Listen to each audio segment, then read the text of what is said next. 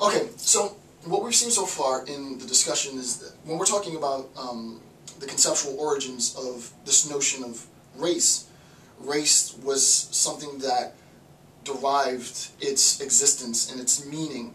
It constructed, it embodied this conception of human taxonomy, not as an immediate innate understanding that all human beings have.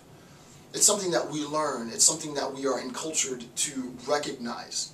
Right? Race is not something that immediately exists prima facie. Right? And scientists deny this categorically now. Sociologists are still grappling with conceptions of race because obviously it still has very, very deep roots in our sociological understanding and interpretations of the world. But what we see very quickly is that the origin of the concept of race quickly and rapidly led to the exploitation of those who were deemed to be on lower rungs of the hierarchy of the species, so that the elites were at the top, whites were at the top, savages and blacks were at the bottom, and myriad different shades in the middle, and the goal is to get away from the bottom and get closer to the top, right? Try and be as much as possible like the white conquerors and less like the black savages, right? So what we end up recognizing now is that there is a sense in a contemporary understanding, and this next bit comes from Cornel West. It's a super book. Cornel West's Race Matters. So a lot of the contemporary account now that I'm going to discuss comes from West's books, Race Matters. And what West does, and I think very skillfully does, is he tries to take this concept of race and see not necessarily how it applied in the origin of race, how the concept of race originally applied. He dumps immediately into a contemporary exposition of race and how race defines, and when we're talking about race, we're just talking about race in general, right?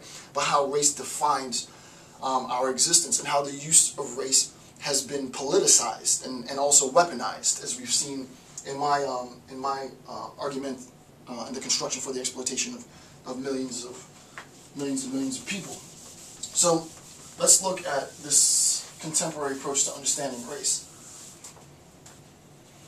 And this is three reductionist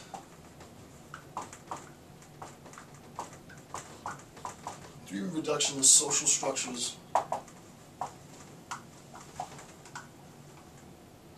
and this is goals and complication.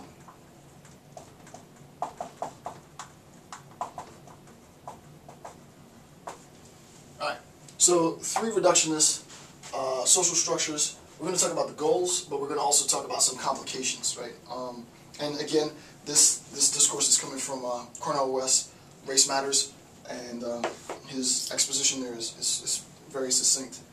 Attempting to relinquish the notion of race by addressing more empirically verifiable structures. Argument, however, were prone to reductionism, right? So we recognize in the origin arguments that the notion of race has been obviously both socio-politically and economically weaponized. We weaponized the concept. We weaponized all the theory that was derived from race to buttress those within the hegemonic discourse and to target those subaltern populations, oppressed populations, for obviously their labor, the value that they have as workers, and solely as workers, as exploited workers.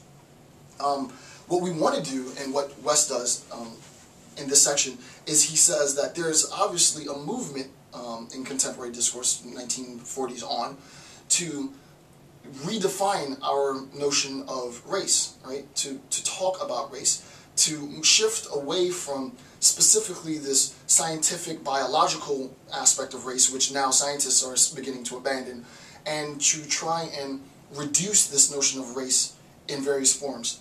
And specifically, he says that the notion of race is reduced in three forms: in ethnicity-based theory, in class-based theory, and in national-based or nation-based theory. And I'm going to talk about each of those derivations and how they apply to the broader discourse of race. So let's look at the first, right? Ethnicity-based.